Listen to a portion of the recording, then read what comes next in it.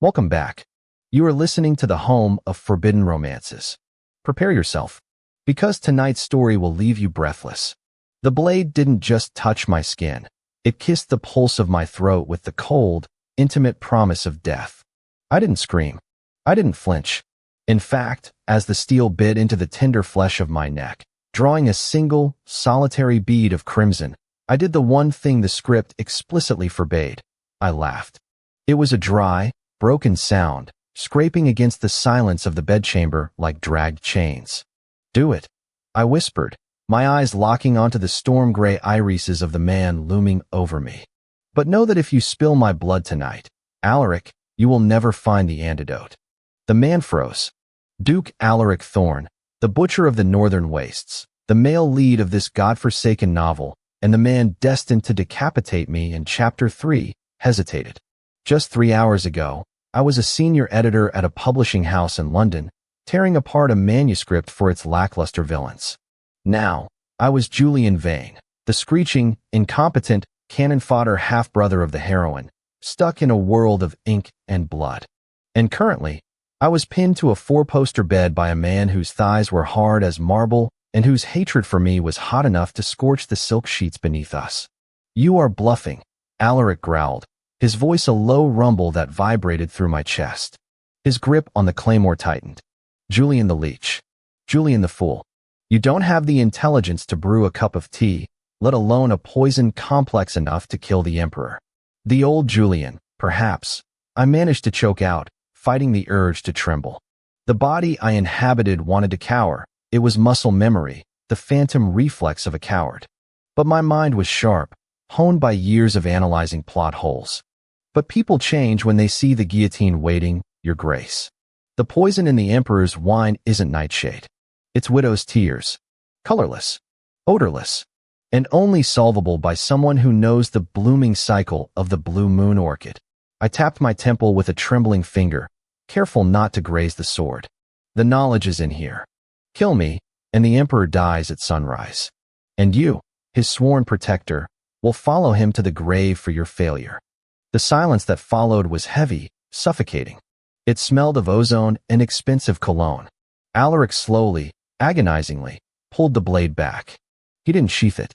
He merely shifted the angle so the flat of the steel pressed against my collarbone, a warning. He leaned down, his face inches from mine.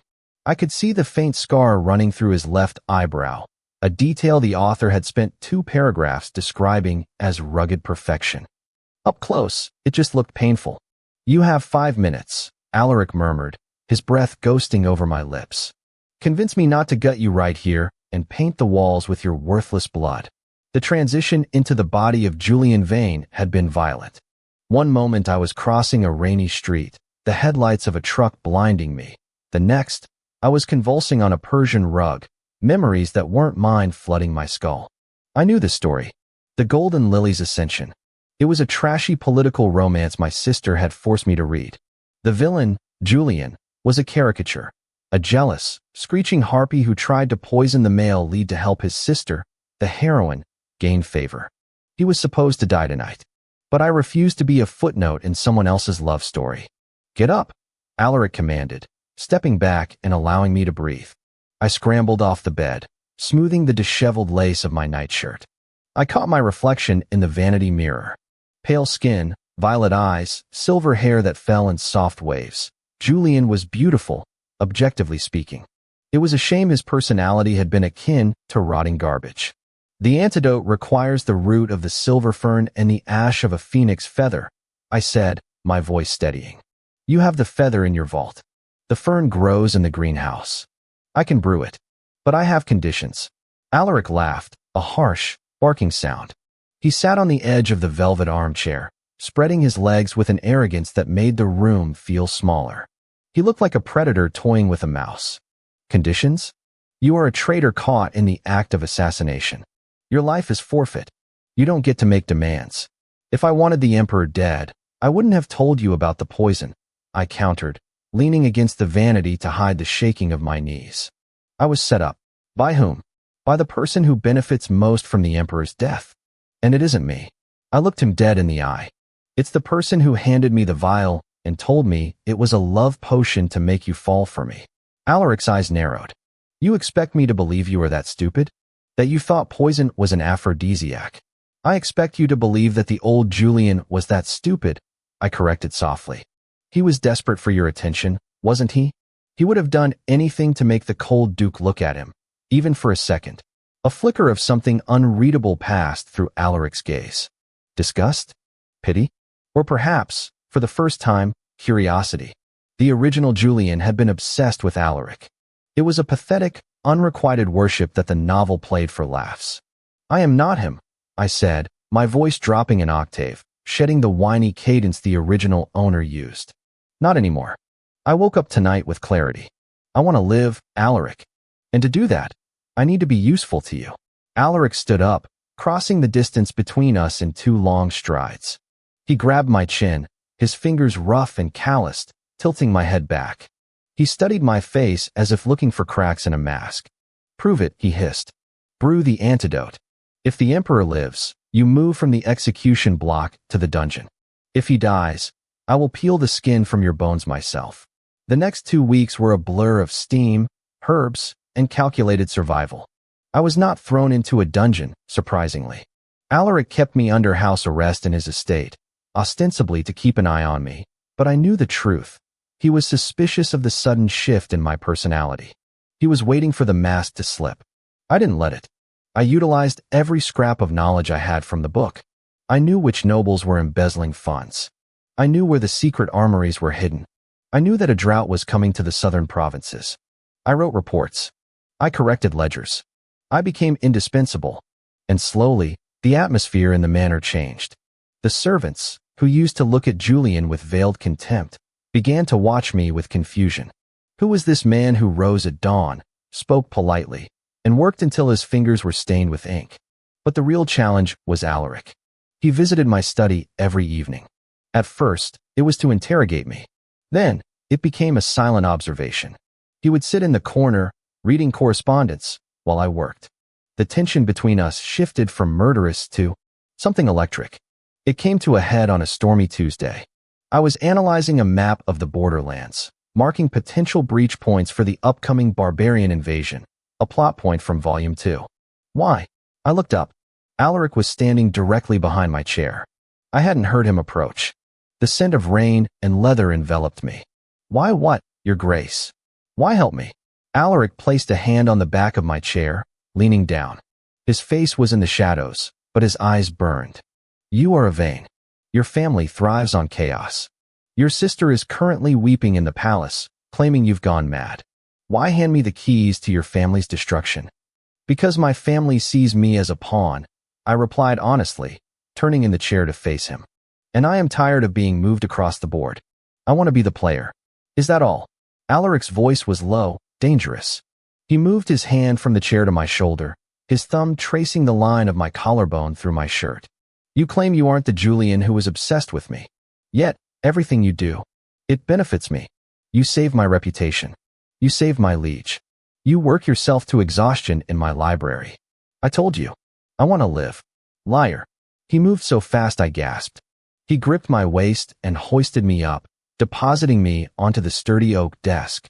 Papers scattered to the floor. He stepped between my legs, trapping me.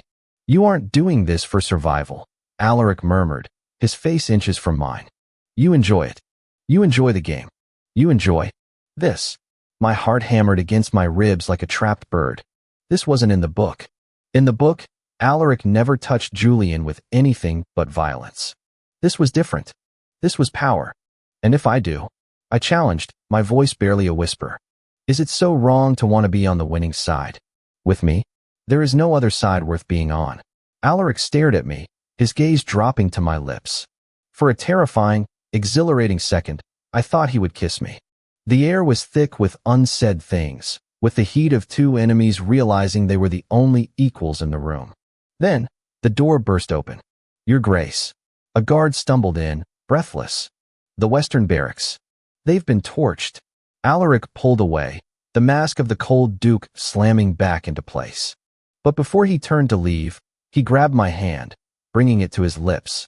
He didn't kiss the skin. He bit it, hard enough to leave a mark. Don't think this conversation is over, he growled. Stay here. If you leave this room, I'll break your legs. Go, I said, rubbing my hand. It's the rebels using Greek fire. Water won't put it out. Use sand. Alaric paused at the door, looking back at me with a mixture of suspicion and awe. Then he was gone. The climax of the original Julian's arc was supposed to be his execution. Instead, the climax of my life arrived a month later at the winter solstice ball. I attended as Alaric's advisor, a scandalous title that had the court whispering behind their fans. I wore black velvet, sharp and severe, contrasting with the frivolous pastels of the other nobles. My sister, Leora, the heroine, cornered me near the champagne tower. She looked angelic in white silk, but her eyes were venomous. What are you doing, Julian? She hissed, her smile fake and plastered on. You were supposed to distract the Duke, not become his pet. You are ruining everything. I'm rewriting the script, Leora, I said coolly, taking a sip of wine. You should try it. The damsel in distress act is becoming boring. You think he cares about you? She laughed, cruel and sharp. He is using you. Once he has what he wants, he will discard you like trash. You are a villain, Julian. Villains don't get happy endings. Maybe, I said, spotting Alaric across the room. He was surrounded by generals, but his eyes were fixed on me. Intense. Possessive. Or maybe the villain is just the hero of a story you haven't read yet. Suddenly, the chandeliers flickered. A high-pitched scream tore through the ballroom. Assassins. They dropped from the rafters like spiders, clad in shadow magic. The crowd erupted into chaos. I saw a blade flashing toward Leora. Without thinking, I shoved her aside. Pain exploded in my shoulder. I hit the floor, the world spinning. I looked up to see the assassin raising his dagger for the killing blow.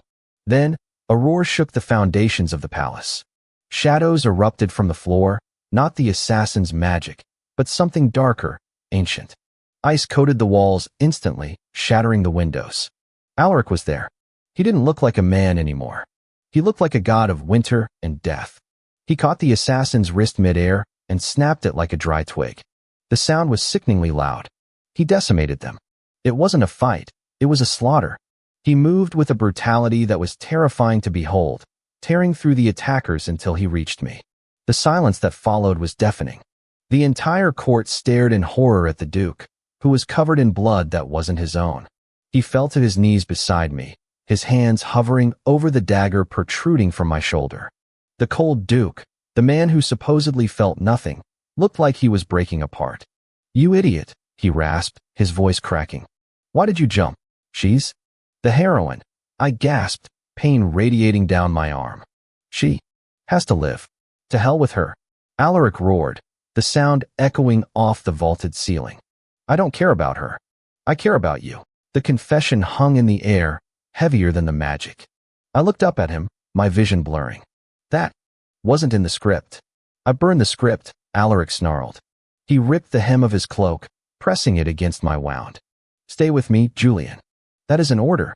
If you die, I will burn this empire to the ground. Dramatic, I whispered, smiling faintly. I like it. The recovery was slow. I spent weeks in Alaric's personal chambers. This time, there was no pretense of me being a prisoner. When I finally woke up properly, the snow was falling outside the window. Alaric was asleep in the chair next to my bed, his hand clutching mine even in his sleep. I watched him for a long time. The man who was supposed to kill me. The man I was supposed to hate. He stirred, his eyes snapping open. Immediately, he was alert, scanning me for signs of pain. You're awake. I am. The assassins were sent by the Senate, he said, his voice flat. They have been dealt with. Dealt with. They no longer have heads. I let out a breathy laugh. Efficient. Alaric leaned forward, his gaze intense. Why did you save her? Leora? She plotted to have you killed in prison, you know. I found the letters. I know, I said softly. But if she died, the story would collapse. And I need this world to keep spinning. Why? Because you're in it. Alaric went still. He looked at me, really looked at me, stripped of his titles and his anger. He looked like a man who had found something precious in the rubble of a war zone. They call you a villain, Alaric murmured, brushing a strand of hair from my forehead. I am, I replied. I'm selfish.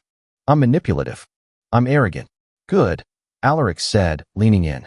His lips brushed against mine. Tentative, testing, before deepening into a searing claim that tasted of relief and iron.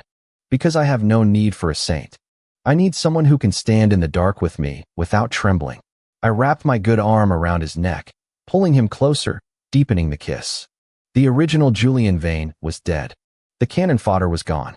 In his place stood a man who had looked death in the face and laughed.